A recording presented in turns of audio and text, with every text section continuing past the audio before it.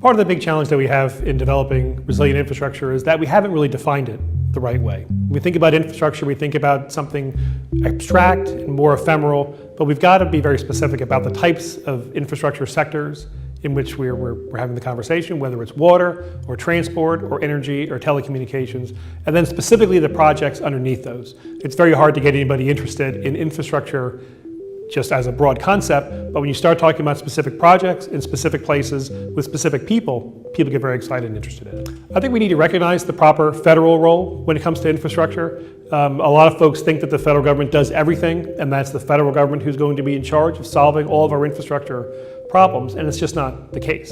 The federal government needs to be a reliable and strong partner when it comes to American infrastructure, but it's only in certain sectors. It's only in things like transport and water, and perhaps setting the right rules and regulatory environment, things like freight rail and energy and telecommunications, things like that. But the federal government needs to not think of themselves on top of the pyramid, kind of raining money down on cities and states and metropolitan areas, and recognize that they're partners with the cities and the metros and the private sector in getting things done today. I think the main points that I'd like people to take away is that we've got to think about infrastructure as derivative of other national goals and objectives, and that the solutions to our infrastructure problems right now are going to be coming from the bottom up. They're not just going to be coming from the public sector necessarily, but through true partnerships between the public, the private, and the philanthropic sectors.